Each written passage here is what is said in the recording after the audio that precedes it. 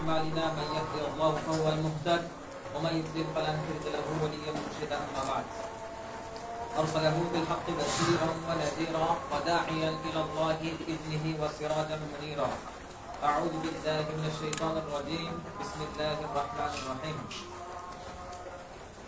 ولكل أمة جعلنا منسكا ليذكروا اسم الله على ما رزقهم من بهيمة الأنعام كما قال رسول الله صلى الله عليه وسلم من حج فلم يرفث فلم يفسق رجع كيوم ولدته أمه আলহামদুলিল্লাহ যাবতীয় প্রশংসা যাবতীয় মহিমা যাবতীয় গুণকীর্তন সেই মহান রব্বুল আলামিনের জন্য যার অশেষ কৃপায় আজকে আমরা আর একটি গুরুত্বপূর্ণ ফরজ পালনার্থে একটা সম্মানিত মাসে জিলহিজ মাসের এই প্রথম জুমাবারে আমরা মসজিদে সমবেত হতে পেরেছি সেহেতু সেই মহান রব্বুল আলামিনের দরবারে শুকরিয়া জ্ঞাপন করি আলহামদুলিল্লাহ। তারপর জনাব রাসূল সাইয়্যিদুল মুরসালিন খাতামুন নবিয়্যিন আশরাফুল আম্বিয়া ওয়াল মুরসালিন যার অক্লান্ত পরিশ্রমের বদৌলতে আজকে পর্যন্ত আমাদের কাছে ইসলাম পৌঁছেছে সেই মহামানবের প্রতি দরুদ ও সালাম বর্ষিত হোক। আল্লাহুম্মা সাল্লি আলাইহি আল্লাহুম্মা বারিক আলাইহি।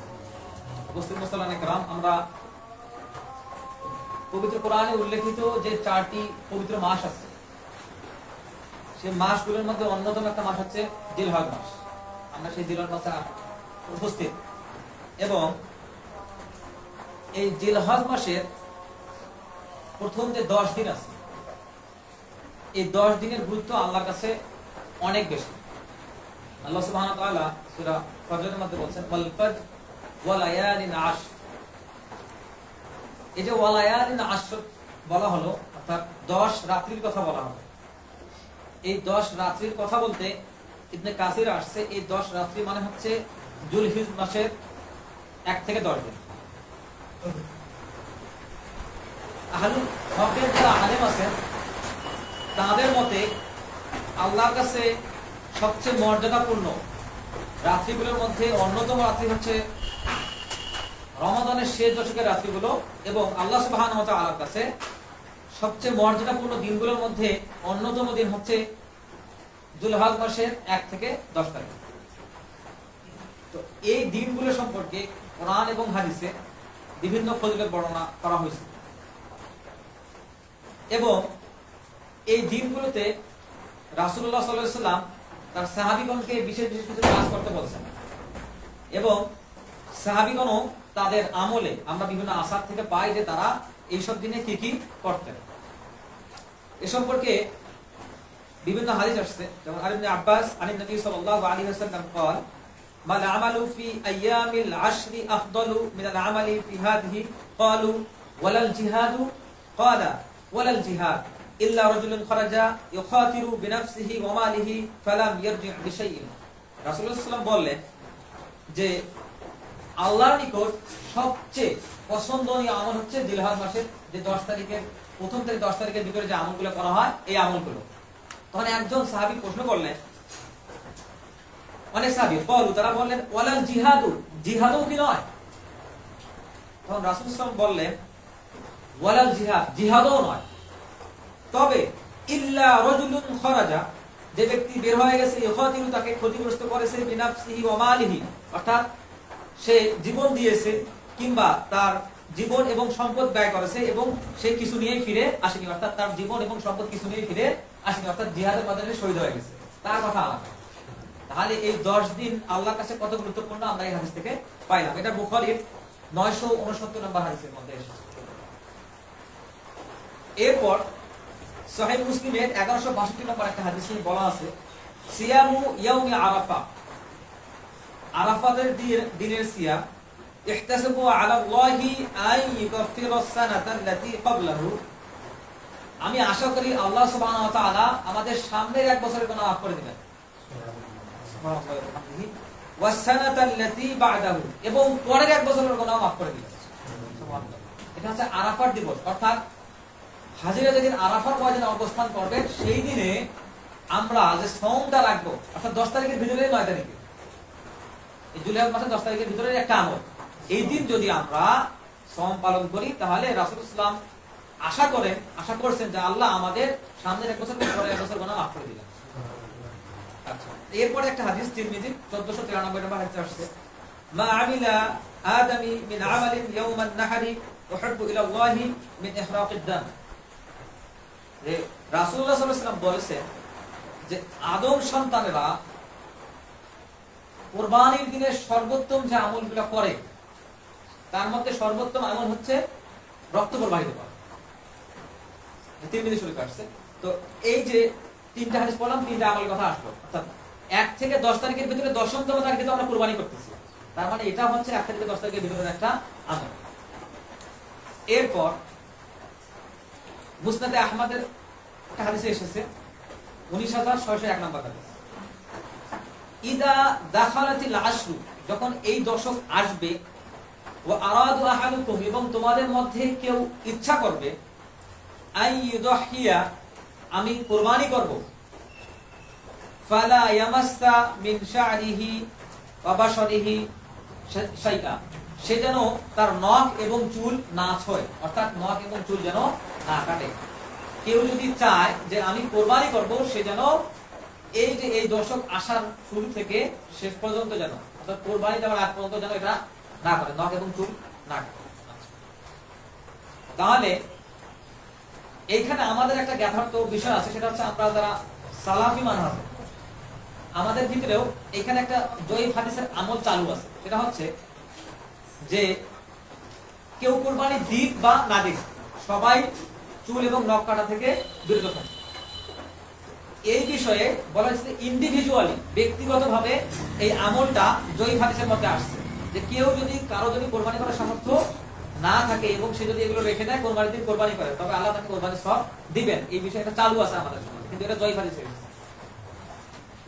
এরপর হচ্ছে যে এই দিনগুলোর গুরুত্ব বেশি কেন, এই দিনগুলোর গুরুত্ব বেশি কেন, এই বিষয়ে ইবনে হাজার আসকালানী রাহিমাহুল্লাহ তিনি বলেছেন যে এই দিনগুলো যখন আসে তখন আমরা কি করি, আরাফার দিবসে হাজিরা কি করে, আরাফার দিবসে আরাফার ময়দানে অবস্থান করাই কিন্তু হজ। ওই দিন রাসূলুল্লাহ সাল্লাল্লাহু আলাইহি ওয়াসাল্লাম বলেছেন যে ওই দিন আল্লাহ সুবহানাহু ওয়া তাআলা সবচেয়ে বেশি মানুষকে ক্ষমা করেন। তাহলে ক্ষমা করার একটা প্রসঙ্গ আসে। এরপর এই 10 দিনের ভিতরে হজ হচ্ছে, তারপর এই 10 দিনের ভিতরে ইয়াউম আরাফা আছে, এবং এই 10 দিনের ভিতরে রাসূলুল্লাহ সাল্লাল্লাহু আলাইহি ওয়াসাল্লাম বলছেন যে ফাকসুরু ফীহিন্না মিনাত তাহলিল ওয়াত তাকবীর ওয়াত তাহমিদ, এই 10 দিনে তোমরা কি করবা, তাহলিল লা ইলাহা ইল্লাল্লাহ বেশি বেশি পড়বা, তারপর ওয়াত তাকবীর আল্লাহু আকবার বেশি করে পড়বা, ওয়াত তাহমিদ এবং আলহামদুলিল্লাহ বেশি করে পড়বা, এটা জিকির। তার মানে এই 10 দিনে আমরা কুরবানি পাইলাম, এই 10 দিনে আমরা হজ পাইলাম, এই 10 দিনে আমরা জিকির পাইলাম, এবং এই 10 দিনে আমরা সওমও পাইলাম। যে এই যে এতগুলো ইবাদত একসঙ্গে হয়েছে এই 10 দিনের ভিতরে, অন্য কোনো সময় এত ইবাদত একসঙ্গে হয় না, এজন্যই এই 10 দিনের গুরুত্ব আমার কাছে। সুতরাং এই 10 দিনে আমাদের কি করতে হবে, তওবা করতে হবে, ভালো আমলের প্রতি কম্পিটিশন করতে হবে, প্রতিযোগিতা করতে হবে। এরপর কি করতে হবে, তাসবিহ তাহলিল করতে হবে, এবং চেষ্টা করতে হবে যে এই 10 দিনে আমাদের জন্য কোনো গুনাহ না হয়, কারণ এগুলো হচ্ছে বিশেষ দিন। এবং এই 10 দিনে আমাদেরকে বেশি বেশি সালাত আদায় করতে হবে। কেমনে সালাত আদায়, যে আমি হয়তো অন্য সময় সুন্নতে মুআক্কাদাগুলো পড়ার সময় পাই না, নফলগুলো পড়ার সময় পাই না, সেগুলো এই সময় আদায় করে নিতে হবে। কেননা রাসূলুল্লাহ সাল্লাল্লাহু আলাইহি ওয়াসাল্লাম বলছেন যে কেউ যদি বেশি পরিমাণে রুকু সিজদা করে, তাহলে আল্লাহ সুবহানাহু ওয়া তাআলা সেই রুকু সিজদার বিনিময়ে অবশ্যই তার মর্যাদা বৃদ্ধি করে এবং তার গুনাহ ক্ষমা করে। এটা আছে সহিহ মুসলিমের 488 নম্বর। তাহলে আমরা পাইলাম যে এই দিনগুলোতে হজ হচ্ছে, এই দিনগুলো আবার উমরাও করতেছে অনেকে, এই দিনগুলোতে তাসবিহ তাহলিল বেশি পড়তেছি, এই দিনগুলোতে সালাত বেশি পড়তেছি, এই দিনগুলোতে হজ হচ্ছে, এই দিনগুলোতে কুরবানি হচ্ছে। সুতরাং এই দিনগুলোর গুরুত্ব অনেক বেশি। এরপর বলা হয়েছে যে হজ করলে, একটা কবুল হজ করলে যে একজন মানুষ তার মা তাকে প্রসব করছে এমন অবস্থায় ফিরে যায়। তো এই যে তাৎপর্যগুলো আমাদের ভিতরে এখন চলে আসছে, আমরা দীর্ঘ মাসে আছে, সুতরাং আমাদের এই কাজগুলো করার চেষ্টা করতে হবে।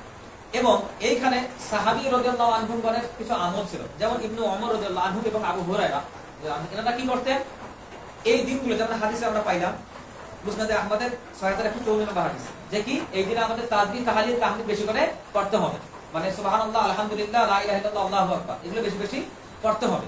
তো এগুলো তারা কি করতেন, ইবনে ওমর রাদিয়াল্লাহু আনহু তিনি কি করে বাজারে যাইতেন, গিয়ে জোর গলায় বলতেন, তার শুনে শুনে বাজারে যারা দোকানি ছিল তারা এগুলো বলতেন।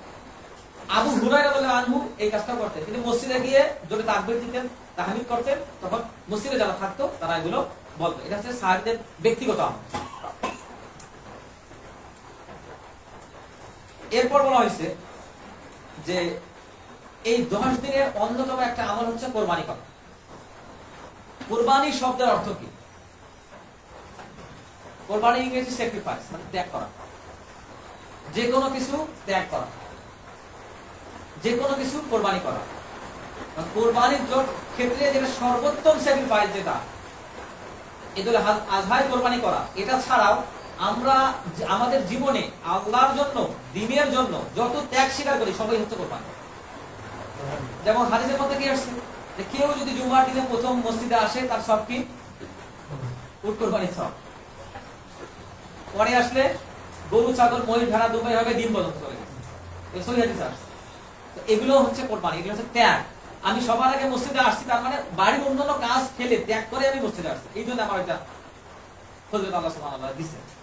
এই হচ্ছে ফজিলত। আচ্ছা, তাহলে কুরবানি, কুরবানি শব্দটা হচ্ছে উর্দু, যার আরবি হচ্ছে কুরবান, মানে ত্যাগ করা। এর পারিভাষিক অর্থ আসছে আল কুরবানু মা ইয়াতাকাররাবু বিহি ইলাল্লাহি তাআলা। কুরবানি কি করে? কুরবানি আমাদেরকে আল্লাহ সুবহানাহু ওয়া তাআলার কাছে নিয়ে যায়, আল্লাহ সুবহানাহু ওয়া তাআলার নৈকট্য লাভ করা।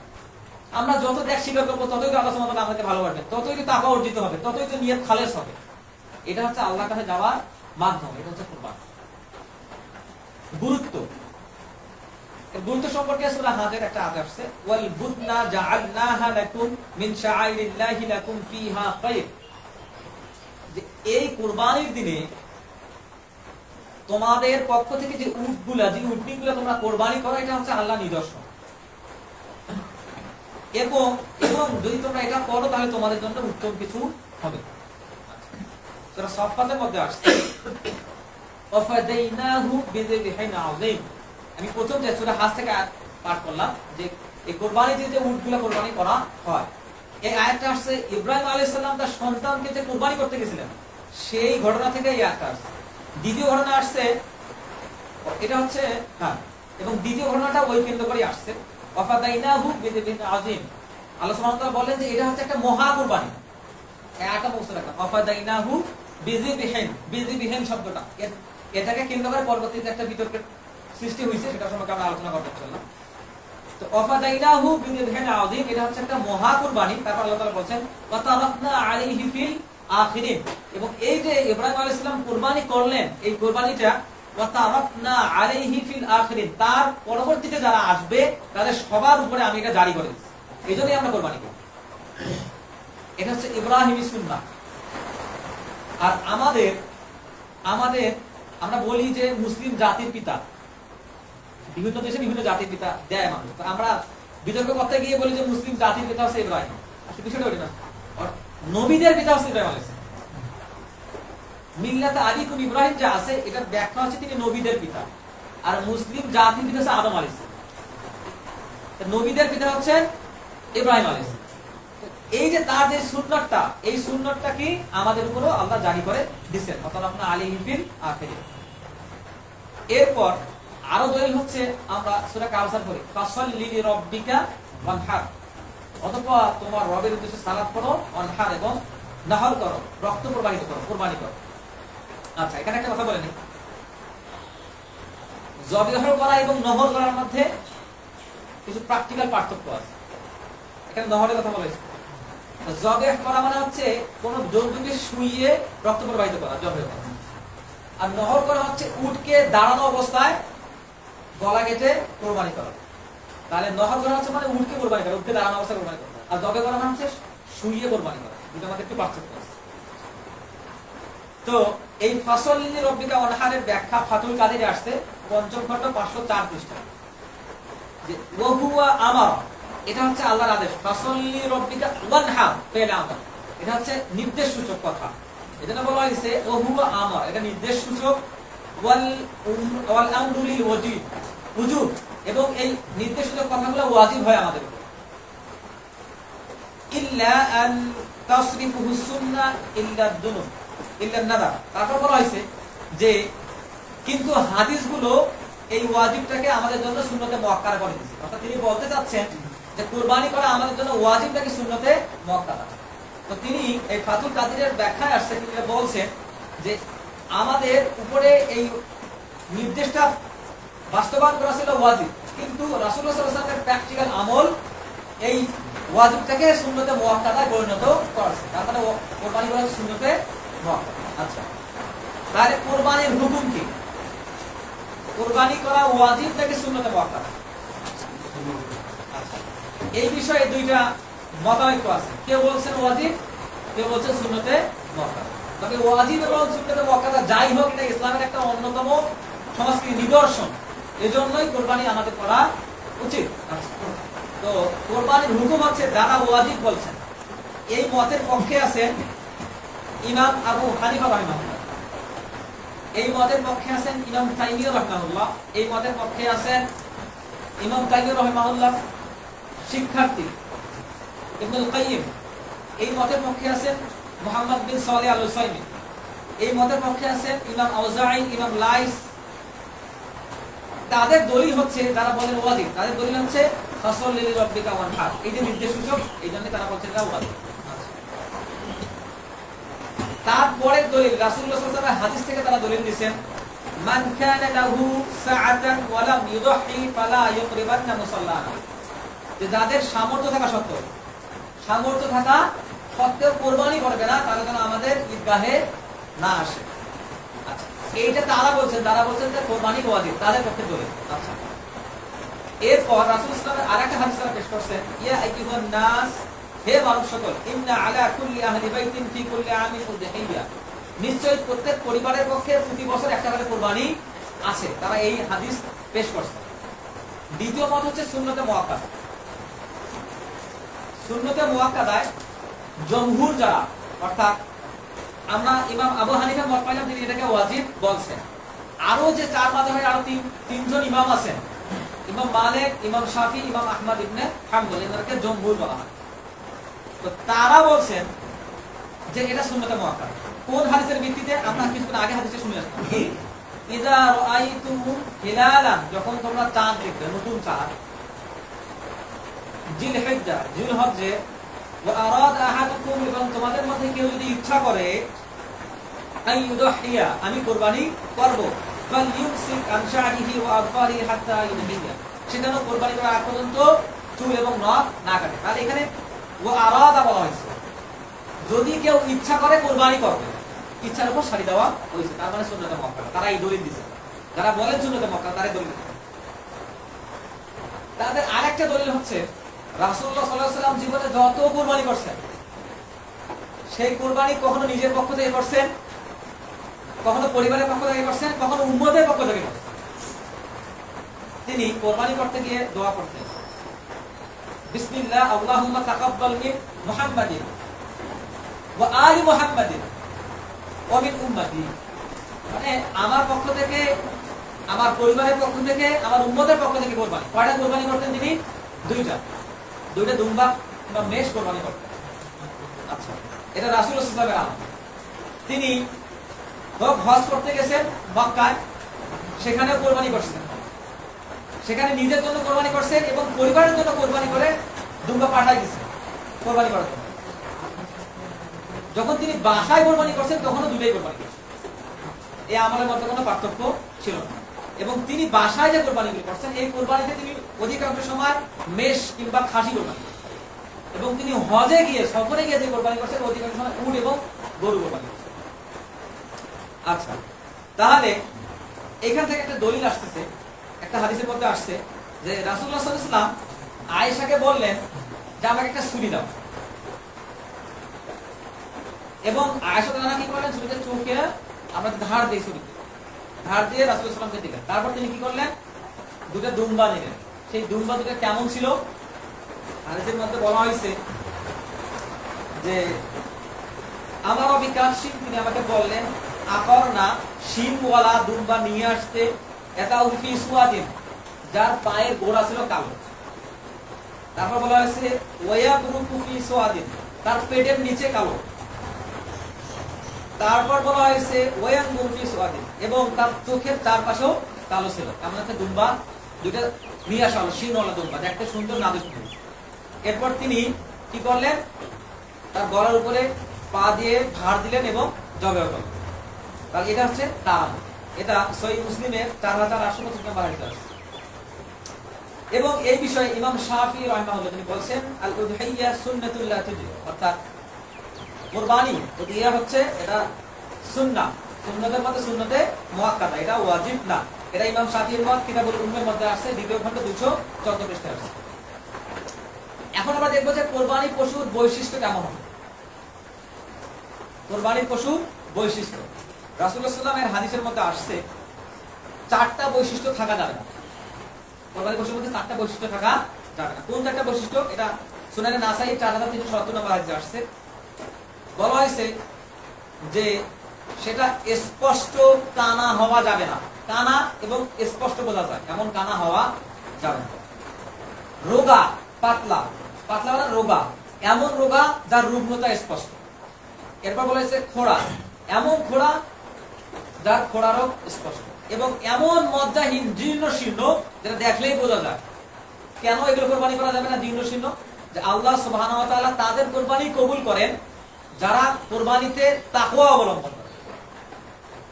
ইন্নামা ইয়াতাকাব্বালুল্লাহু মিনাল মুত্তাকিন, নিশ্চয় আল্লাহ সুবহানাহু ওয়া তাআলা মুত্তাকিদের কোরবানি কবুল করেন। এই আয়াতের ব্যাখ্যা কি? ইন্নামা ইয়াতাকাব্বালুল্লাহু মিনাল মুত্তাকিন, এটা ব্যাখ্যা হচ্ছে যে আমি নিয়ত করছি খালেস নিয়ত কোরবানি করব। কেন নিয়ত কিন্তু খালেস? কেন কোরবানি করব? সবাই কোরবানি দিচ্ছে গ্রামে, নিয়ত কিন্তু খালেস, তাকওয়া নাই ওখানে। এই জন্য আল্লাহ সুবহানাহু ওয়া তাআলা বললেন ইন্নামা ইয়াতাকাব্বালুল্লাহু মিনাল মুত্তাকিন, মুত্তাকিদের কোরবানি আল্লাহ কবুল করেন। এইখানে নিয়তের কথা, খালেসের কথা বলে, এখানে মুত্তাকিদের কথা বলা হয়েছে। তার মানে যার যতটুকু সামর্থ্য আছে, যে আল্লাহকে যতটুকু ভয় করে ঠিক ততটুকু সামর্থ্য দিয়ে, সেই পরিমাণের ভয় দিয়ে, ইত্তাকুল্লাহ মাস্তাতাতুম, যতটা ভয় করা দরকার ততটা ভয় দিয়ে সেই ঈমান নিয়ে, সেই তাকওয়া নিয়ে কোরবানি করতে হবে। এই জন্য এই পশুগুলো কোরবানি করা যাবে না। এই হাদিসটা আসছে সুলাইমান ইবনে আব্দুর রহমান থেকে। তিনি বলেন সামিআতু উবাইদুন ইবনে কুরাইজুন ক্বালা, তিনি বলেন যে আমি কুরাইশকে জিজ্ঞেস করলাম, কুলতু লিল বারা ইবনে আযিব, আমি বারা ইবনে আযিবকে বলতে দেখেছি হাদাসানি মা কুরিহা আও নাহা আনহু রাসূলুল্লাহ সাল্লাল্লাহু আলাইহি ওয়াসাল্লাম, আপনি আমাকে বলে দেন রাসূলুল্লাহ সাল্লাল্লাহু আলাইহি ওয়াসাল্লাম কোন কোন বিষয় থেকে, কোরবানির কোন কোন বিষয় থেকে আমাদেরকে দূরে থাকতে বলেছেন। তখন তিনি এই 4টা বৈশিষ্ট্য উল্লেখ করেন। তখন যে রাবী, যে ব্যক্তি জিজ্ঞাসা করলেন যে 4টা বৈশিষ্ট্য থাকলে কোরবানি করা যাবে না, তিনি আবার বেশি করে বললেন ফা ইন্নী আকরাহু আন ইয়াকুনা নাকসুন ফিল করনি, আমি মনে করি যে শিং যদি একটু ভাঙা থাকে আমি সেটা কোরবানি করব না। কে বলছে এটা? যে ব্যক্তি জিজ্ঞাসা করছে যে রাসূলুল্লাহ সাল্লাল্লাহু আলাইহি ওয়াসাল্লাম কোন কোন কোরবানি, কোন কোন পশু কোরবানি করতে নিষেধ করছেন, সেই ব্যক্তির এই কথা। কাকে জিজ্ঞেস করছেন? তিনি জিজ্ঞাসা করছেন একজন সাহাবীকে। সেই সাহাবী উত্তর দিলেন, তিনি বলতেছিলেন যে আমি শিং ভাঙা এবং একটু কান কাটা এই কোরবানিগুলো করতে আমার মন চায় না। তখন যে সাহাবীকে প্রশ্ন করছেন ওই সাহাবী আবার বললেন ফামা কারিহতু মিনহু ফাদআহু, তুমি যেটা মনে করো তুমি করবা না, তুমি করবা না। ওয়ালা নুহাররিমুহু, কিন্তু এটা অন্য মুসলিমদের জন্য হারাম করিও না, মানে চাপিয়ে দিও না। তোমার যদি ইচ্ছা হয় তুমি এগুলো কোরবানি করিও না। রাসূলুল্লাহ সাল্লাল্লাহু আলাইহি ওয়াসাল্লাম যে 4টা বৈশিষ্ট্য বলছেন এগুলো বাদ দিয়ে আমরা কোরবানি করব। তোমার যদি মনে হয় কান একটু কাটা থাকলে, শিং একটু ভাঙা থাকলে কোরবানি করবা না, তাহলে তুমি করতে পারো, কিন্তু মুসলমানদের উপর চাপিয়ে দিও না। তাহলে এটা আছে সুনানে নাসাই 4370 নম্বর হাদিস। এরপর বয়স কত হবে এই বিষয়ে রাসূলুল্লাহ সাল্লাল্লাহু আলাইহি ওয়াসাল্লামের স্পষ্ট নির্দেশনা। আমরা একটু মনোযোগ দিয়ে শুনি, গুরুত্বপূর্ণ আলোচনা। সময় হয়তো বেশি লাগতে পারে, গুরুত্বপূর্ণ আলোচনা সময় বেশি লাগলে অসুবিধা নেই। তো এই বিষয়ে বয়সের ক্ষেত্রে রাসূলুল্লাহ সাল্লাল্লাহু আলাইহি ওয়াসাল্লামের স্পষ্ট নির্দেশনা, লা তাযবাহু ইল্লা মুসিন্না, তোমরা মুসিন্না ছাড়া জবেহ করবে না। মুসিন্নাটা কি জিনিস? মুসিন্নার ক্ষেত্রে ফিকহি মাসআলায় দুটো শব্দ আসছে। কেউ এই মুসিন্না শব্দের অর্থ যে নিয়ে আসছে যে সানাতুন থেকে আসছে, সানাতুন মানে বছর বা বয়স। আবার কেউ এই মুসিন্না শব্দের মূল নিয়ে আসছেন সিন্নুন থেকে, সিন্নুন মানে হচ্ছে দাঁত।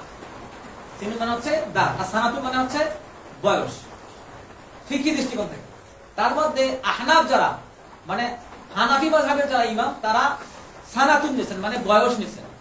আর আমাদের সালাফিদের ভিতর থেকে, সালাফদের মধ্য থেকে যারা, তারা নিছেন সিন্নুন, মানে দাঁত।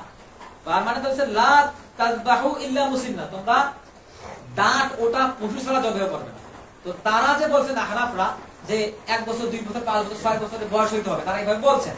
কিন্তু বয়স, আপনি কোরবানি পশু কিনতে যাচ্ছেন, ওদের বলবে 2 বছর বয়স হয়েছে, আপনি চিনবেন কিভাবে? তখন আপনার দাঁত দেখতে হবে যে আসলে দাঁত হয়েছে কিনা। দাঁত না দেখলে আপনি চিনতে পারবেন না। তারপরে হাদিসের মধ্যে বলা হয়েছে ইল্লা আইয়াশুরু আলাইকুম, যদি তোমাদের পক্ষে কঠিন হয়, মানে এরকম পশু খুঁজে পাওয়া যদি কঠিন হয়, ফাতাযবাহু জুযআতাম মিনাদ দানি, তাহলে তোমরা 6 মাসের মেষ কুরবানি করতে পারো। ছাগল না কিন্তু, মেষ মানে ভেড়া কিংবা ভেড়ির কথা বলা হয়েছে। তাহলে এইখানে জুযআতুন নামে একটা শব্দ আসছে, যেটা ব্যাখ্যা ফিকহের মধ্যে আসছে যে 6 মাসের ভেড়া। এখন মুসিন্নার ক্ষেত্রে, ছাগলের ক্ষেত্রে কি হবে? ছাগলের ক্ষেত্রে আমাদের দেখতে হবে 2 দাঁত হয়েছে কিনা। ছাগলের 2 দাঁত কয় বছরে হয়? 1 বছর। আচ্ছা, গরুর 2 দাঁত কয় বছরে হয়? 2 বছর। উটের 2 দাঁত হয় 5 বছর, 5 মাস 6 বছরে পদার্পণ করে। মানে ওই মুসিন্না শব্দের ব্যাখ্যাতেই পুরো বয়সগুলো চলে আসছে। এরপর আমাদের সমাজে আমরা খাসি কোরবানি করি। বলা হয় যে খাসির যে অন্ডকোষ কেটে ফেলা হয়, খুদ করা হয়, তাহলে এটাকে জবাই করা যাবে কিনা। এখানে ফিকহি মাসআলা হচ্ছে যে অন্ডকোষ কেটে দিলে এটা খুদ করা হয় না, বরং তার মাংসটা সুস্বাদু হয় এবং খাসিটা তাড়াতাড়ি বড় হয়। তার মানে এটা মাংস সুস্বাদু হচ্ছে, খাসিটা বড় হচ্ছে, এটা কোরবানির ক্ষেত্রে আরো উত্তম হয়। এরপর বলা হয়েছে যে হাদিসের মধ্যে যে পশুগুলোর কথা আসছে, তার মধ্যে আছে গরু এবং উটের কথা আসছে, বড় যেগুলো, সেগুলোর ক্ষেত্রে বলা হয়েছে যে এই গরুর একটা জাত হচ্ছে মহিষ, মহিষ কোরবানি করা যাবে। তো উবাইদুল্লাহ মুবারকপুরি উনি আরেকটা ব্যাখ্যা গ্রন্থ আছে, এখানে বলছেন যে যেহেতু মহিষ হচ্ছে গরুর একটা জাত, সুতরাং সেটা কোরবানি করা যাবে।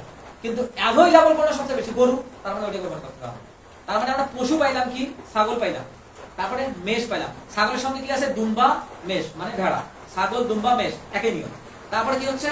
গরু আলাদা নিয়ম, তারপর হচ্ছে উট আলাদা নিয়ম। তার মানে আমরা পশু পাইলাম ছাগল, খাসি, গরু, দুম্বা, উট এবং মেষ, এগুলো পাইলাম। এগুলোর বাইরে যদি কেউ কোনো পশু দিয়ে কোরবানি করে, সেটা গ্রহণযোগ্য হবে না। যেগুলো হাদিসে এসেছে সেগুলোই আমাদের করতে হবে। এরপর কোরবানি কে দিবে, এই বিষয়ে আহনাফদের মধ্যে একটা মত আছে যে যার উপরে যাকাত ফরজ সে কোরবানি দেবে, এটা ভিত্তিহীন কথা। কোরবানি আমাদের ভিতরে আরো একটা বিষয় আছে যে হজ কি করবে। যাকাতের মাসারি করলে হজ করবে, বিষয়টা এমন না। হজ কারা করবে? যার সামর্থ্য আছে যাতায়াত করার, সে হজ করবে। যার সামর্থ্য আছে বাড়ির খাওয়া দাওয়া, ঋণ টিন পরিশোধ করে কোরবানি করার, সে কোরবানি করবে। এটা তো সামর্থ্য। এখন ঋণের বিষয়টা আমাদের ভিতরে একটু সমস্যা আছে। ঋণ কি? আমি 2টা ঘর করতে পারবো, কিন্তু 6টা ঘরে লিখতে দিচ্ছি এবং ঋণ করছি, এটা ঋণ না। তাহলে আমার সাধ্যের অতিরিক্ত যদি আমি ঋণ করি, ওটা আমার জন্য ঋণ না, ওটা আমি নিজের বোঝা নিজের উপর চাপাই দিচ্ছি। তো ঋণ করে যদি আপনি 6তলা বাড়ি তুলতে পারেন, কোরবানি করতে পারবেন না কেন? এবং ওই যে কোরবানি যা আপনি করলেন, তার বিনিময়ে আল্লাহ বাড়িয়ে দিতে পারেন। মানে ঋণ করে যদি আপনি সবগুলোই করেন, ঋণ করে আপনি কোরবানি করতে পারেন। কিন্তু আসলে ঋণ করে কোরবানি করা উচিত নয়। আপনার বাবা মা অসুস্থ, আপনি অসুস্থ, আপনার স্ত্রী সন্তানের ভরণ পোষণ করে দিতে পারছেন না, আপনার উপর কোরবানি ওয়াজিব নয়। কিন্তু আপনি আমাদের উপর আমরা এই যে ঋণটা ওয়াজিব করে দিচ্ছি নিজের, তো কোরবানি ওয়াজিব করে দিতে হবে। এরপর হচ্ছে সুদের টাকা। সুদের টাকা কি মানুষের নাকি মানুষের? আমি সুদ খাই, এখন এটা কি আমার টাকা নাকি মানুষের টাকা? তার মানে মানুষের যে জুলুম করে আমি টাকা নিয়েছি, সেই টাকাটি কোরবানি হবে? চুরি করা। আমি যদি সুদের টাকা দিয়ে কোরবানি করি, ওই টাকাটা মানুষের। এবং কোরবানির একটা শর্ত হচ্ছে, কোরবানির একটা শর্ত কি? আমি ওই পশুটার মালিক হইতে হবে। মালিক নয় মানে চুরি করে আমি তো কোরবানি করা যাবে না, মালিক হইতে হবে। কিনে না নিয়ে যে কারো হাতে কেড়ে নিয়ে এসে তো কোরবানি করা যাবে না, তার মানে মালিক হইতে হবে। মালিক হওয়ার শর্ত হচ্ছে সুদের টাকা এখানে দেওয়া যাবে না, কারণ সুদের টাকা মালিক আমি না, যার কাছ থেকে নিচ্ছে ওই মালিক। এই কারণে সুদের টাকা কোনো সওয়াবের আশা ছাড়াই দান করতে হবে, যার টাকাটা ফেরত দিতে হবে। মহা ভেজাল কথা। এই জন্য এগুলোতে না জড়ানোই ভালো। তারপর কখন কোরবানি দিবেন? কোরবানি কখন দিবেন? আইয়ামুত তাশরিক যেটাকে বলা হয়, যেটাকে বলে 10 তারিখ, 11 তারিখ, 12 তারিখ, 3 দিন যে সময় আছে। কেউ বলছেন 10 থেকে 12 তারিখ। এটা মিরাতে আসছে, দ্বিতীয় খণ্ড 350 পৃষ্ঠায় আসছে। রাসূলুল্লাহ সাল্লাল্লাহু আলাইহি ওয়াসাল্লামের স্পষ্ট হাদিসের মধ্যে আসছে, মান দাবাহা বা'দা সলাতি সুম্মা নুসুকুহু, যে ব্যক্তিরা সালাতের পর কুরবানি করলো সেই কুরবানি করে। মানে সালাতের পর কুরবানি করতে হবে। আর যদি সালাতের আগে কুরবানি করে, মান দাবাহা ক্বাবলা ফা ইন্নামা ফাহুয়া লাহমুন কাদ্দামাহু, যে ব্যক্তি সালাতের আগে কুরবানি করবে সে গোশত খাওয়ার কুরবানি করছে, জবে করছে, তার কুরবানি হয় না, তাকে আবার কুরবানি করতে হবে। আমরা একটা হাদিস আছে, বুরদা থেকে হাদিস আসছে, তিনি একজন সাহাবী ছিলেন। তো তিনি জিজ্ঞেস করলেন, হে আল্লাহর রাসূল, আমি তো কুরবানি আগে করে ফেলছি, তো গোশত খাওয়ার দিন, তো তিনি বলেন তোমাকে আবার কুরবানি করতে হবে। তখন তিনি বললেন যে আমার কাছে তো পর্যাপ্ত পশু নাই, একটা ছাগলের গোশত প্রায় এক বছর, হ্যাঁ, সেই ছাগলটা কি করবো, তো মিনিটে জব করবে, কিন্তু তোমার পরে আর কেউ যেন জবে না করে, তার ক্ষেত্রে খাস ছেলে হইতে, কারণ অন্য পশু পান না। এরপর সালাতের আগে নয়, সালাতের পরে কোরবানি করতে হবে। কেউ কেউ বলছেন যে 13 তারিখ কিংবা 3 দিন পর, ঈদুল আজহার 3 দিন পরও কোরবানি করা যাবে। এটা মিশকাতে 1473 নম্বর হাদিসে আসছে। কোথায় কোরবানি করবেন? যে যার স্থানে কোরবানি করবেন।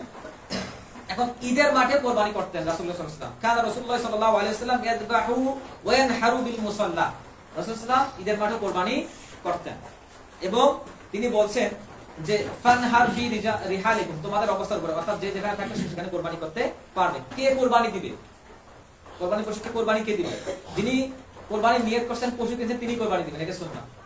এবং রাসূল কখনো অন্যের পশু কোরবানি করে দিয়েছেন এবং তার পশুও আলীর মাধ্যমে কোরবানি করায় নিছেন। দূরে সুন্নাত আছে। মাংস বন্টন 3 ভাগ। এখন এই ভাগের ক্ষেত্রে আমাদের সমাজের একটু সমস্যা আছে। ভাগের সমস্যা কি? এক্সাক্ট 3 ভাগ করতে হবে এমন কোনো বিষয় না। আল্লাহ সুবহানাহু ওয়া তাআলা বলেন ফাকুলু মিনহা, তোমরা সেখান থেকে খাও, ওয়া আতিমুল কাইনা ওয়াল মু'তার, যারা সংকোচ করে চায় না তাদেরকে দাও এবং যারা চাইতে আসে তাদেরকেও দাও। মানে 3 ভাগে ভাগ করতে হবে। চায় না প্রতিবেশী তো গরিব হলে আপনার কাছে চাইতে আসবে না, মিসকিন যারা, তাদেরকে দিতে হবে, যারা চাইতে আসে ওদেরকেও দিতে হবে, নিজেও খাইতে হবে। এখন এটা 3 ভাগ, আপনি সমান 3 ভাগে ভাগ করতে পারেন আপনার কথা। আপনি প্রতিবেশীকে বেশি দিতে পারেন, ফকিরকে কম দিতে পারেন, ফকিরকে বেশি দিতে পারেন, প্রতিবেশীকে কম দিতে পারেন। কিংবা মনে করেন দুর্ভিক্ষ হয়ে গেছে, মানুষের খাবার নাই, তখন আপনি আপনার ভাগের 70% দান করে দিলেন। এটাই হচ্ছে নিয়ম। যখন যেভাবে দরকার যেমনটা তেমন করে আমি ভাগ করবো, এটা হচ্ছে নিয়ম। এরপর হচ্ছে মাংস কতদিন রাখবেন? একটা মাংস হাদিসে আসছে যে 3 দিন মতো রাখা যাবে। তখন মুদার গোত্রের কিছু লোক কিংবা কোন গোত্রের একটা লোক আসছিল, কিছু লোক, তখন দুর্ভিক্ষ চলতেছিল। এই জন্য রাসূল ইসলাম বলছিলেন যে 3 দিনের বেশি রাখা যাবে না, কিন্তু এই হাদিসটা পরে মানসুখ হয়ে গেছে, যতদিন ইচ্ছা রাখতে পারে। কুরবানি এরপরে সবচেয়ে বিতর্কিত মাসালা, কুরবানি কয়জনে দিবেন? কুরবানি কয়জনে দিবেন সবচেয়ে বিতর্কিত মাসালা। আপনারা কি করেন? আপনাদের আমল কি? আচ্ছা, হ্যাঁ, 7 ভাগ করা কিংবা 1 ভাগ করা, এই বিষয়ে মতানৈক্য কি? এই বিষয়ে মতানৈক্যের ক্ষেত্রে আমাদের আল্লাহ রাসূল সাল্লাল্লাহু আলাইহি ওয়াসাল্লামের হাদিস দেখো। রাসূল সাল্লাল্লাহু আলাইহি ওয়াসাল্লামের হাদিস দেখো তিনি কি করছেন। বুখারী হজ অধ্যায়, আমি অধ্যায়ের নাম্বার সহ বলতেছি, যদি কারো দরকার হয় পরে দেখে নেবেন। বুখারী হজ অধ্যায়, নিজ হাতে কিলাদা পড়ানো। কি পড়ানো? কিলাদা। কিলাদা জিনিস কি? কিলাদা হচ্ছে আপনি যে কোরবানি পশুটা কোরবানি দিবেন সেই পশুকে সাজসজ্জা করতে হবে, মানে আলাদা করে বোঝানোর জন্য। রাসূলুল্লাহ সাল্লাল্লাহু আলাইহি ওয়াসাল্লাম যে পশুটা কিনতেন সেই পশুকে আয়েশা রাদিয়াল্লাহু আনহা নিজে মালা বানাই দিয়ে কিংবা তুষ দিয়ে, তুষ না কি এটা করে, তুষকে যদি তুলাতে থাকে, তুলা এবং রঙিন কাপড় দিয়ে ওটাকে সাজাইতেন এবং রাসূলুল্লাহ সাল্লাল্লাহু আলাইহি ওয়াসাল্লাম নিজ হাতে সেটাকে ওই পশুর গায়ে পরাই দিতেন। এটা কিন্তু সুন্নাহ, আমরা এটা পালন করি না। আয়েশা রাদিয়াল্লাহু আনহা হাদিস, এটা বুখারী শরীফের হজ অধ্যায়ে আসছে, নিজ হাতে কিলাদা পড়ানো, 1700 নম্বর হাদিস। আনা ফাতালতু খালাইদা হাদি, আমি রাসূলুল্লাহ সাল্লাল্লাহু আলাইহি ওয়াসাল্লামের হাদির জন্য কিলাদা বানাতাম। হাদি কাকে বলে? হাদি মানে হজে গিয়ে যে কুরবানিটা করা হয় সেই কুরবানির পশুকে হাদি বলে। আচ্ছা, রাসূলুল্লাহ সাল্লাল্লাহু আলাইহি ওয়াসাল্লাম বিয়াদাইয়া সুম্মা কাল্লাতাহা, এবং রাসূলুল্লাহ সাল্লাল্লাহু আলাইহি ওয়াসাল্লাম নিজ হাতে ওই পশুকে কিলাদা পরিয়ে দিতেন। এটা সহিহ বুখারীতে আছে। কয়টা পশু? হজে একটা পশু। এরপর বুখারীর হজ অধ্যায় আসছে, অধ্যায়ের নাম হচ্ছে স্ত্রীদের পক্ষ থেকে কুরবানি, 1709 নম্বর হাদিস। এই হাদিসে আসছে যে আয়েশা রাদিয়াল্লাহু আনহা বিদায় হজে রাসূলুল্লাহ সাল্লাল্লাহু আলাইহি ওয়াসাল্লামের সঙ্গে গেলেন। তিনি সারিফ নামক স্থানে গিয়ে তার হায়েজ শুরু হয়ে গেছে। তখন তিনি কান্না করতে শুরু করলেন। রাসূলুল্লাহ সাল্লাল্লাহু আলাইহি ওয়াসাল্লাম বললেন, তুমি কান্না করতেছো কেন? তোমার কি হায় শুরু হয়েছে? তিনি বলেন, হ্যাঁ আল্লাহ রাসূল, সবাই হজ করে চলে যাবে, উমরা করবে, আর আমি কিছু করতে পারবো না। এই হাদিসের শেষে আসছে যে শেষ পর্যন্ত রাসূলুল্লাহ সাল্লাল্লাহু আলাইহি ওয়াসাল্লাম আয়েশার জন্য গরুর মাংস পাঠিয়ে দিলেন এবং আয়েশা রাদিয়াল্লাহু আনহা বললেন, মা হাদা, এটা কি? তখন যে সাহাবীর মাধ্যমে গরুর মাংস আসছে তিনি বললেন, ক্বালা নাহারা রাসূলুল্লাহ সাল্লাল্লাহু আলাইহি ওয়াসাল্লাম আন আজওয়াজিহি, রাসূলুল্লাহ সাল্লাল্লাহু আলাইহি ওয়াসাল্লাম তার স্ত্রীদের পক্ষ থেকে কুরবানি করে দিয়েছেন। কে কুরবানি করছেন? রাসূলুল্লাহ। কার পক্ষ থেকে? স্ত্রীদের পক্ষ থেকে। হাদিস কিন্তু দেখেন, একটা কুরবানি করছেন হজে গিয়ে, আবার তার স্ত্রীর পক্ষ থেকে কুরবানি করছেন। আচ্ছা, দুইটা আমল পাইলাম। এরপর হচ্ছে সহিহ মুসলিমের হজ অধ্যায় আসছে। অধ্যায়ের নাম শোনেন, সহিহ মুসলিম আসছে, ভাগে কুরবানি দেওয়া জায়েজ এবং একটি উট বা গরুতে 60 জন পর্যন্ত শরীক হওয়া যায়, এটা অধ্যায়ের নাম। সহিহ মুসলিমের অধ্যায়ের নাম হজ, পরিচ্ছেদের নাম ভাগে কুরবানি দেওয়া জায়েজ এবং একটি উটে বা গরুতে, ছাগলে, মেষে, দুম্বায় না 7 জন শরীক হওয়া যায়। এটা কত নম্বর হাদিসে আসছে? 3076 নম্বর হাদিস। এই হাদিসের ব্যাখ্যা কি? আরবি ইবারতটা শুনেন। নাহারনা মা'a রাসূলিল্লাহি সাল্লাল্লাহু আলাইহি ওয়াসাল্লাম, আমরা রাসূলুল্লাহ সাল্লাল্লাহু আলাইহি ওয়াসাল্লামের সঙ্গে নহর করেছি, মানে কি? কুরবানি দিয়েছি। আমুল হুদাইবিয়া, হুদাইবিয়ার বছর। হুদাইবিয়ার বছর বলতে কি? রাসূলুল্লাহ সাল্লাল্লাহু আলাইহি ওয়াসাল্লাম যখন প্রথমবার হজ করতে গেলেন এবং মক্কার কাফেররা তাদেরকে হজ করতে দিল না, সেই সময় রাসূলুল্লাহ সাল্লাল্লাহু আলাইহি ওয়াসাল্লাম তাবু করলেন কোথায়? হুদাইবিয়া নামে একটা স্থান। সেই সফরের হাদিস কিন্তু, সেই হুদাইবিয়াতে গিয়ে সেই বছর তারা কি করছেন? রাসূলুল্লাহ সাল্লাল্লাহু আলাইহি ওয়াসাল্লামের সঙ্গে কুরবানি করছেন। কিভাবে করেছেন? আল বাদানাতা আন সাবআতিন, একটা উট 7 জনের পক্ষ থেকে, ওয়াল বাকারাতু আন সাবআতিন, এবং একটা গরু 7 জনের পক্ষ থেকে। কোথায়? হুদাইবিয়া সফর করছেন কিন্তু। আচ্ছা, এটা আমি হজ্জে কুরবানির হাদিস বলতেছি। আচ্ছা, এরপর এই বিষয়ে আরো হাদিস আসছে, সহিহ মুসলিমে 3079 নম্বর হাদিস আসছে। এরপর সহিহ মুসলিমের হজ অধ্যায়ে আরো 3101 নম্বর হাদিস আসছে। এটা সহিহ মুসলিমে পাইলাম আমরা। এরপর মিশকাতের 2631 নম্বর হাদিস আসছে, এই বিষয়ে হাদিস আসছে। হাদিসটা কি রকম? 1469 নম্বর হাদিস। কুন্না মা'a রাসূলিল্লাহি সাল্লাল্লাহু আলাইহি ওয়াসাল্লাম ফি সাফারিন, আমরা রাসূলুল্লাহ সাল্লাল্লাহু আলাইহি ওয়াসাল্লামের সঙ্গে সফরে ছিলাম। ফাহাদারাল আযহা, এই অবস্থায় আমাদের উপর ঈদুল আযহা চলে আসে। ফাস্তারাকনা, তিনি আমাদেরকে বললেন তোমরা শরীক হও, ফিল বাকারাতি, গরুতে, সাবআত 7 জন, ওয়া ফিল আবিদি 10, এবং একটা উটে 10 জন। এই 10 জনের যে আমলটা, এটা পরবর্তীতে রহিত হয়ে গেছে। কেন? পরবর্তীতে হাদিসে আসছে গরুতে এবং উটে 7 জন। ওই 7 জনের বর্ণনার কারণে এই 10 জন বর্ণনা এটা রহিত হয়ে গেছে। আচ্ছা, মুওয়াত্তা ইমাম মালিক, কুরবানি সম্পর্কিত অধ্যায়, অধ্যায়ের নাম কুরবানি সম্পর্কিত অধ্যায়। পরিচ্ছেদের নাম কুরবানির মধ্যে শরীক এবং গরু ও উটে কতজনের পক্ষে জবেহ করা যাবে, এটা পরিচ্ছেদের নাম। এনারা কি? এনারা সবাই মুহাদ্দিস, এনারা সবাই আহলুস সালাফ, আহলুল ইলম, আহলুল হাদিস। তারা এই অধ্যায়গুলোর নাম এভাবে করছে। আচ্ছা, নাহারনা মা'a রাসূলিল্লাহি সাল্লাল্লাহু আলাইহি ওয়াসাল্লাম আমুল হুদাইবিয়া, আমরা রাসূলুল্লাহ সাল্লাল্লাহু আলাইহি ওয়াসাল্লামের সঙ্গে হুদাইবিয়ার বছরে কুরবানি করেছি। আন সাবআতিন ওয়াল বাকারাতু আন আল বাদানাতু আন সাবআতিন ওয়াল বাকারাতু আন সাবআতিন, ওই গরুতে এবং উটে 7 জন করে। আচ্ছা, সুনান ইবনে মাজাহ এই বিষয়ে হাদিস আছে কুরবানি অধ্যায়ে। এবার সুনান ইবনে মাজাহ কুরবানি অধ্যায়ে উট ও গরুতে শরীক হওয়া একটা অধ্যায় কাম করছে, উট এবং গরুতে শরীক হওয়া। এই হাদিস হচ্ছে 3138 নম্বর হাদিস। ফাস্তারাকনা ফিল জুরুজি আন 10 ওয়াল বাকারাতু আন সাবআতিন, 10 জন এবং 7 জন। সুনানে আবু দাউদের কুরবানি প্রসঙ্গে অধ্যায়ের নাম কুরবানি প্রসঙ্গ, 1750 নম্বর হাদিস। এগুলো সবাই হজের মানে সফরের হাদিস। আচ্ছা, তাহলে মুকিম অবস্থায় তিনি কি করছেন? যখন বাড়িতে ছিলেন তখন তার কুরবানির আমল কি ছিল, এই বিষয়ে আমরা এখন হাদিস জানবো। যে তিনি তো হজে গিয়ে কুরবানি করলেন, তাহলে মুকিম অবস্থায় কি ছিল, এই বিষয়ে হাদিস। সুনানে নাসাই উট ও গরুর মধ্যে কয়জনের কুরবানি জায়েজ, এটা অধ্যায়ের নাম। হাদিস হচ্ছে 4391 নম্বর হাদিস। কানা রাসূলুল্লাহ সাল্লাল্লাহু আলাইহি ওয়াসাল্লাম কি করছেন? ইয়াজআলু ফি কাসমিল গানাইমি 10 মিনাস শাই বিবাঈর, তিনি মানে বর্ণনা এরকম, রাসূলুল্লাহ সাল্লাল্লাহু আলাইহি ওয়াসাল্লাম জুল হুলাইফা নামক স্থানে যুদ্ধে ছিলেন। যুদ্ধের যে গনিমত পাওয়া গেছে, গনিমতের মধ্যে বকরি পাওয়া গেছে এবং উট পাওয়া গেছে।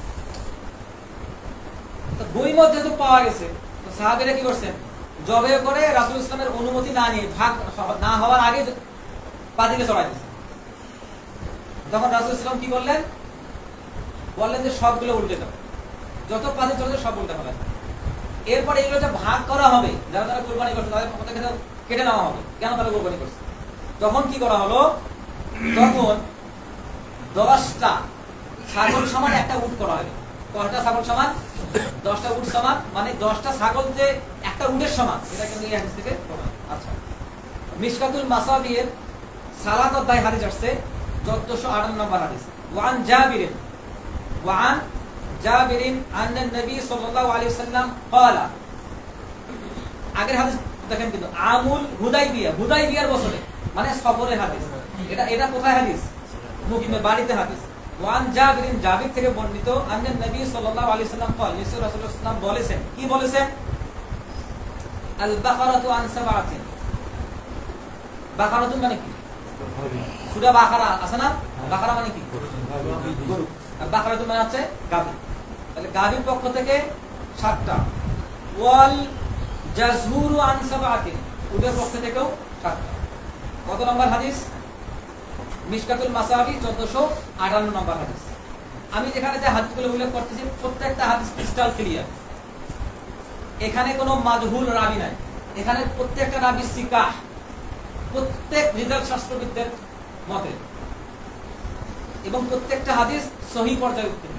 একটাও জয়ীফ তো নয়, হাসান পর্যায়েরও নয়, জাল তো পড়াতে। এরপর হচ্ছে এই বিষয়ে আরো অনেক হাদিস আছে। তো আমরা আমল দেখলাম যে ভাগে কোরবানি করা যাবে কিনা। এইখানে সারাংশটা আমি বলি। রাসূলুল্লাহ সাল্লাল্লাহু আলাইহি ওয়াসাল্লাম হজে গেছেন, হজে গিয়ে তিনি কোরবানি করছেন গরু এবং উট। বাড়িতে তিনি যে 10 বছর কোরবানি করছেন, 10 বছরের অধিকাংশ সময় খাসি নয়তো ছাগল বাড়িতে কোরবানি করছেন। কয়টা কোরবানি করছেন? 2টা, একটা নিজের পক্ষ থেকে, একটা পরিবারের পক্ষ থেকে। হজে গেছেন, নিজের পক্ষ থেকে একটা, উম্মতের পক্ষ থেকে কিংবা পরিবারের পক্ষ থেকে একটা, সবসময় 2টা কোরবানি করছেন। আচ্ছা, এই বিষয়ে আনাস রাদিয়াল্লাহু আনহু আমল কি ছিল জানেন? আনাস রাদিয়াল্লাহু আনহু বলতেন যে রাসূলুল্লাহ সাল্লাল্লাহু আলাইহি ওয়াসাল্লাম 2টা করে কোরবানি করছেন, আমিও 2টা করে কোরবানি করব। তিনি সবসময় 2টা কোরবানি। এরপর আব্দুল্লাহ রাদিয়াল্লাহু আনহু আমল হচ্ছে, আব্দুল্লাহ রাদিয়াল্লাহু আনহু কি করতেন? আব্দুল্লাহ রাদিয়াল্লাহু আনহু রাসূলুল্লাহ সাল্লাল্লাহু আলাইহি ওয়াসাল্লাম যেখানে কোরবানি করতেন, যে স্থানে, সেই স্থানে উনি কোরবানি করতেন, মানে পুঙ্খানুপুঙ্খ অনুসরণ। এই যে আব্দুল্লাহ রাদিয়াল্লাহু আনহু যে এটা করতেন। তারপর ইবনে ওমর রাদিয়াল্লাহু আনহু একটি উট কোরবানি করতেন। ইবনে ওমর রাদিয়াল্লাহু আনহু তার পরে আসছে। ইবনে ওমর রাদিয়াল্লাহু আনহু একটা উট কোরবানি করতেন হজ্জে গিয়ে, এটা বুখারী 1640 নম্বর হাদিসে আসছে। আব্দুল্লাহ রাদিয়াল্লাহু আনহু সেই স্থানে কোরবানি করতেন যেখানে রাসূলুল্লাহ সাল্লাল্লাহু আলাইহি ওয়াসাল্লাম কোরবানি করতেন, 1710 নম্বর হাদিস সহিহ বুখারী। এরপর আনাস রাদিয়াল্লাহু আনহু 2টি কোরবানি করতেন। এটা কোথায় আসছে? সহিহ বুখারী কোরবানি অধ্যায়ের 5553 নম্বর হাদিস। আচ্ছা, এখন কোরবানি করার ক্ষেত্রে উসুল কি? হাদিস থেকে সিদ্ধান্ত গ্রহণের উসুল কি? উসুলটা হচ্ছে আল ইবরাতু বিউমুমিল লাফজি লা ইয়াকসুরু সাবাব। এর বাংলা হচ্ছে কোন বিধানের প্রয়োগ নির্ধারিত হয় কিভাবে? সাধারণ শব্দের অর্থ অনুসারে। কি অনুসারে? হাদিসের মধ্যে যে শব্দগুলো ব্যবহার করা হয়েছে সেই শব্দের অর্থ অনুসারে বিধান নেওয়া হয়, কিসের উপরে নয়? কারণ বা উপলক্ষ অনুসারে। তার মানে এই উসুলের মাধ্যমে বোঝা যাচ্ছে যে যারা সফরে কিংবা মুকিম অবস্থায় আলাদা করতে চায়, এরকম বর্ণনা রাসূলুল্লাহ সাল্লাল্লাহু আলাইহি ওয়াসাল্লামের যুগ থেকে বর্তমান সময় পর্যন্ত শুধুমাত্র একজন আলেম করছে, যে সফরে কোরবানি আলাদা, মুকিম অবস্থায় কোরবানি আলাদা, শুধু একজন আলেম করছে। সেই আলেমের নাম হচ্ছে ইমাম লাইস বিন সাআদ আল মিসরি। তাহলে আবু বকর, ওমর, ওসমান, সমস্ত সাহাবী, তাবিঈন, আহলুস সুন্নাহ ওয়াল জামাআত, আহলুল ইলম, আহলুল হাদিস সবাই এটা বিশ্বাস করতেন যে কুরবানির যে মাসআলা, সেই মাসআলার ক্ষেত্রে সফরে এবং মুকিম অবস্থায় কোনো পার্থক্য নাই। আচ্ছা, কেন পার্থক্য নাই? দলিল লাগবে। দলিলটা কি? হজে গিয়ে রাসূলুল্লাহ সাল্লাল্লাহু আলাইহি ওয়াসাল্লাম প্রত্যেকটা সালাত কসর করছেন। কসর মানে কি? অর্ধেক পড়া, 4 রাকাতের 2 রাকাত। আচ্ছা, বুখারী সহিহ বুখারীর 1081 নম্বর হাদিস, রাসূলুল্লাহ সাল্লাল্লাহু আলাইহি ওয়াসাল্লাম 10 দিন মক্কায় ছিলেন। ফজর কয় দিন? 1 থেকে 10 দিন মক্কায় ছিলেন। সহিহ বুখারীর 1081 নম্বর হাদিস, 10 দিনে তিনি সালাত কসর করছেন। অন্য হাদিসের মধ্যে আছে সহিহ বুখারী, আবু বকর, ওমর তারা সবাই মক্কায় যে আসতেন সব সময় সালাত কসর করতেন। ওসমান রাদিয়াল্লাহু আনহু বেশ কিছুদিন থাকার পরে যখন তার মনে হয়েছে আমি এখন মুকিম না, তখন কসর করা বাদ দিয়েছেন, স্বাভাবিকভাবে সালাত করা শুরু করেছেন। এই আমি যে হাদিসগুলো বলছি সব অধিকাংশ হাদিসগুলো বিদায় হজকে কেন্দ্র করে, বিদায় হজকে কেন্দ্র করে। কেন? রাসূলুল্লাহ সাল্লাল্লাহু আলাইহি ওয়াসাল্লাম উমরা করছেন 4টা, কয়টা? আর হজ করছেন 1টা। কোনটা হজ করছেন? বিদায় হজ। আর উমরা বিভিন্ন সময় করছেন। তো এই যে তিনি বিদায় হজে গিয়ে কুরবানি করলেন, এই যে কুরবানিগুলো করলেন, কয়টা কুরবানি? এমনকি বলা হয়েছে তিনি 67টা কুরবানি করছেন। আর পক্ষ থেকে সমস্ত সাহাবী কুরবানি একাই করছেন। এবং জুল হুলাইফা থেকে খারাজ বুঝেন? খারাজ, উশুর, যাকাত, এগুলো হচ্ছে যারা কর দেওয়া হয়। যেমন উশুর, আপনি যদি জমিতে আবাদ করেন কোনো শেষ কাজ ছাড়াই, সেখান থেকে উশুর দিতে হবে। যাকাত আপনার মাসারিক হয়ে গেলে আপনার যাকাত দিতে হবে। খারাজ কি? খারাজ ওই রকম একটা কর। জিজিয়া কি? অমুসলিমদের থেকে নেওয়া কর। এরকম একটা করের সঙ্গে এটা করা যাবে না, তবে এটা হচ্ছে ইসলামী অর্থনীতির একটা পরিভাষা। তো খারাজ দিয়ে আসলেন, সেই সময় রাসূলুল্লাহ সাল্লাল্লাহু আলাইহি ওয়াসাল্লাম একাই 67টি কোরবানি করলেন এবং আরো 30টার বেশি উট বাকি ছিল, সেগুলো আলী রাদিয়াল্লাহু আনহুকে বললেন তুমি এগুলো কোরবানি করে দাও। এগুলো সাহাবীরা যারা উট নিয়ে গেছিলেন সবার পক্ষ থেকে রাসূলুল্লাহ সাল্লাল্লাহু আলাইহি ওয়াসাল্লাম কোরবানি করে দিয়েছেন। আচ্ছা, তাহলে তিনি সালাত কসর করছেন এবং এটা হাদিসে বর্ণিত আছে। কিন্তু সফরে এবং মুকিম অবস্থার কোরবানির পার্থক্য এটা কেউ করেন, শুধুমাত্র ওই একজন আলেম ছাড়া। আহলুস সুন্নাহ ওয়াল জামাত সালাতের মধ্যে থেকে কেউ এই বিষয়ে কোনো কথা বলেন নাই। আবু বকর বলেন নাই, ওমর বলেন নাই, ইবনু ওমর বলেন নাই, আয়েশা বলেন নাই। কিন্তু ওমর রাদিয়াল্লাহু আনহু কি পালন করতেন? ওই যে বললাম, আনাস রাদিয়াল্লাহু আনহু 2টা কুরবানি করতেন। কেন? রাসূল সাল্লাল্লাহু আলাইহি ওয়াসাল্লাম 2টা কুরবানি করতেন, সফরে হোক কিংবা বাড়িতে হোক। আব্দুল্লাহ রাদিয়াল্লাহু আনহু, আবু হুরায়রা ওইখানে কুরবানি করতেন। কেন? রাসূল সাল্লাল্লাহু এখানে কুরবানি করছেন, এই কারণে। ইবনু ওমর কেন একটা উট কুরবানি করতেন? এই জন্যই কুরবানি করতেন যে রাসূল সাল্লাল্লাহু আলাইহি ওয়াসাল্লাম নিজের পক্ষ থেকে একটা উট কুরবানি করছেন সবখানে। কিন্তু ওইখানে তো সফরে গিয়ে যে তিনি অর্ধেক উট কোরবানি করবেন আরেক সঙ্গে ভাগ নিয়ে, এটা কিন্তু করেন নাই, একটাই সবসময় কোরবানি করছেন। আচ্ছা, এই বিষয়ে আহলুস সুন্নাহ ওয়াল জামাতের যারা ইমাম, যাদেরকে আমরা ইমাম বলেছেন, যেমন ইমাম ইবনে হাজার, ইমাম নববী, ইমাম কুদামা, যারা এই বিষয়গুলোতে পণ্ডিত, ইমাম তাইমিয়া, ইমাম ইবনুল কাইয়িম আল জাওজি, তাদের সবার মত। এগুলো যদি একটা করে বললে আর অনেক সময় লাগবে। আমি শুধু আপনাদের ভিতরে কিন্তু কয়েকটা মত বলবো। শরহে মুসলিম মানে সহিহ মুসলিমের ব্যাখ্যা, সহিহ মুসলিমের ব্যাখ্যায় 9 খণ্ড 419 পৃষ্ঠা ইমাম নববী রাহিমাহুল্লাহ বলেছেন, ওয়াফিল হাদিসি দালিলুন আলা ইন্নাল বুদনাতা ওয়াল বাকারা ফাজাউ আন সাবআতিন ওয়া হাযা মাজমুউন আলাইহি। ওই হাদিস থেকে, কোন হাদিস থেকে? সুনানে নাসাই থেকে এবং সহিহ মুসলিমের ওই দুটো হাদিস থেকে বলেন যে ওয়াফিল হাদিসি দালিলুন, এটাই হচ্ছে দলিল।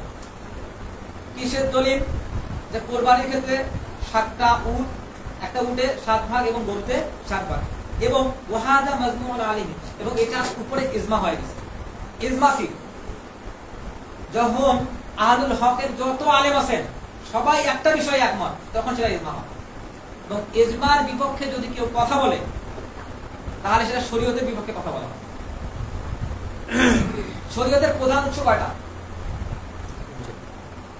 কোরআন এবং হাদিস। মুআয ইবনে জাবাল রাদিয়াল্লাহু আনহুকে যখন ইয়েমেনে পাঠাচ্ছিলেন রাসূলুল্লাহ সাল্লাল্লাহু আলাইহি ওয়াসাল্লাম, ইয়েমেন থেকে সিরিয়া, তখন তিনি বলেন যে তুমি সিদ্ধান্ত কোথা থেকে নেবে? বলেন যে প্রথম বলেন কোরআন থেকে, তারপর আপনার হাদিস থেকে, তারপর কি করব? তারপর কোরআন এবং হাদিস বুঝে যে বিষয়টা তুমি বুঝে পাবা সেটা কোরআন এবং হাদিস বুঝে নিজে থেকে সিদ্ধান্ত নেবে, এটা সব কিয়াস। আচ্ছা, এখন যে কিয়াসে সমস্ত আহলুল হক একমত সেটা হচ্ছে ইজমা।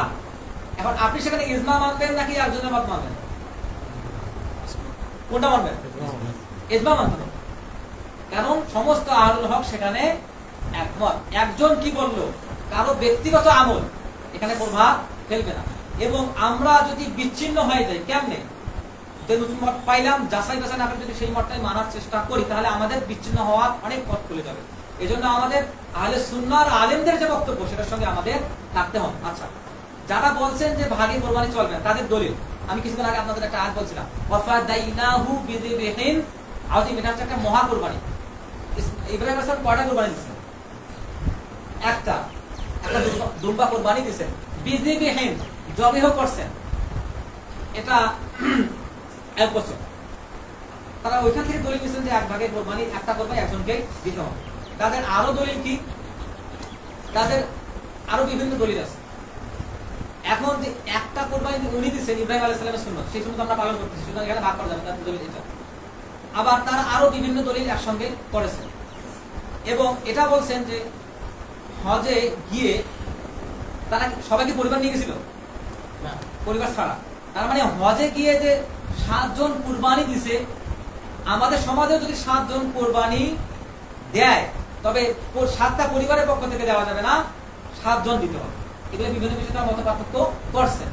কিন্তু মূল কথা কি? মূল কথা হচ্ছে একজন পরিবারের আলিয়া থাকে, ওলি থাকে, অভিভাবক থাকে, যে পরিবারের খোরপোশের দায়িত্ব পালন করে, যে পরিবারের প্রধানের দায়িত্ব পালন করে। এখানে কিন্তু বুঝতে হবে, আপনি বিয়ে করছেন, আপনার কিন্তু বাবা আছে, আপনার মায়ের খোরপোশকে চালাবে আপনার বাবা।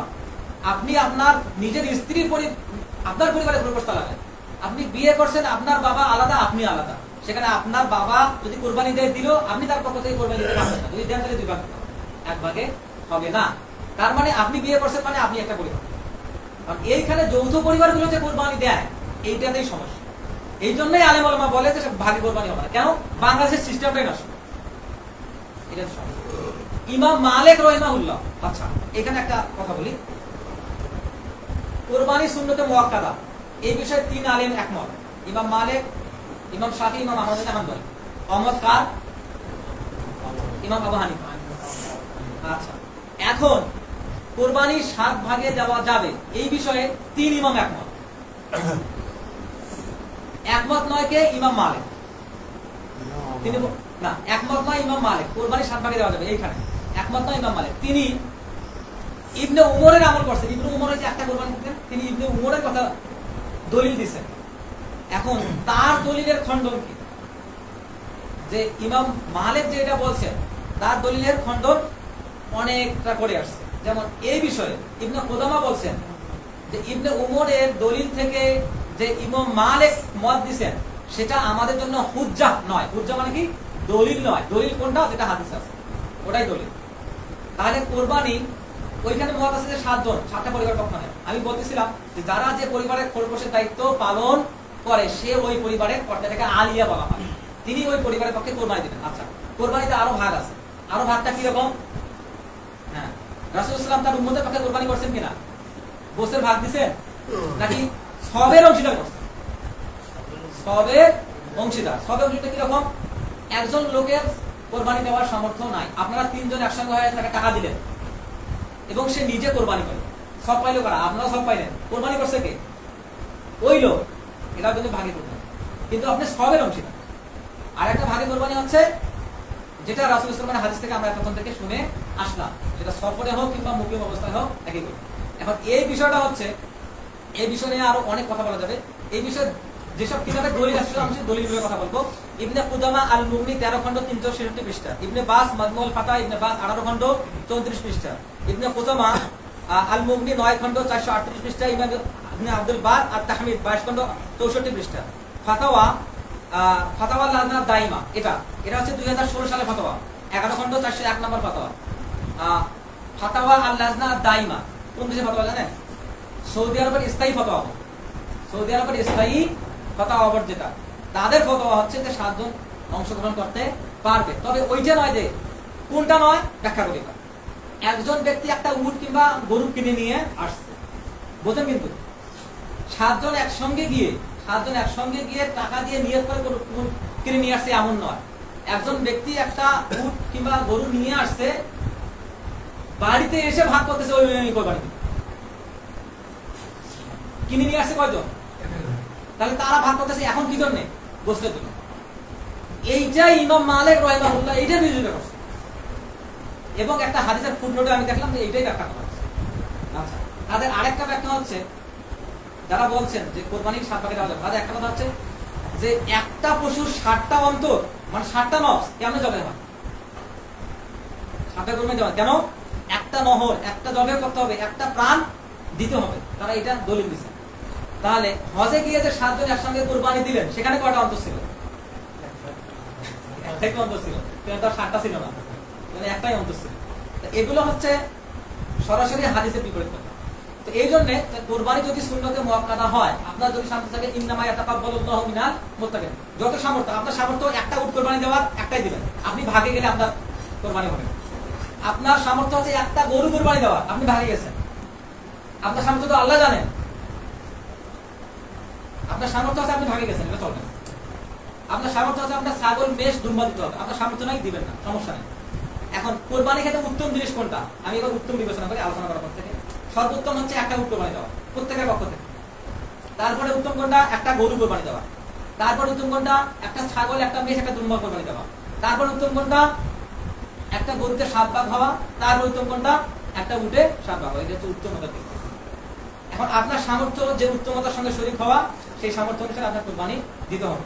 তো আমি যে কথাগুলো বললাম সেগুলো সব আলহামদুলিল্লাহ আমি আমার প্রত্যেকটা কথা দলিল হাদিস থেকে দিতে পারবো।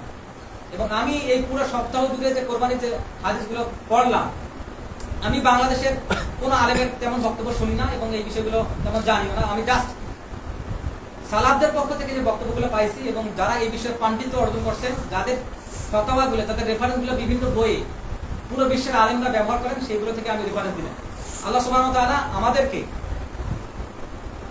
আহলে সুন্নাহ ওয়াল জামাআতের যে শরঈ পদ্ধতি, যে বিশ্বাস, যে সংস্কৃতির প্রামাণ্যতা, যে প্র্যাকটিক্যাল বৈশিষ্ট্যগুলো আছে, আল্লাহ সুবহানাহু ওয়া তাআলা আমাদেরকে সেগুলো আমল করার তৌফিক দান করুন। আল্লাহ সুবহানাহু ওয়া তাআলা ফিকহ বোঝার জন্য আমাদের হৃদয়কে প্রশস্ত করে দিন। আল্লাহ সুবহানাহু ওয়া তাআলা আমাদেরকে একজন মুসলিম হিসেবে, সংস্কৃতিবান মুসলিম হিসেবে কবুল করুন। আল্লাহ সুবহানাহু ওয়া তাআলা আমাদেরকে ইসলামী সংস্কৃতির যে অংশগুলো, সেই অংশগুলো পুঙ্খানুপুঙ্খরূপে আমাদের জীবনে ফুটিয়ে তোলার তৌফিক দান করুন।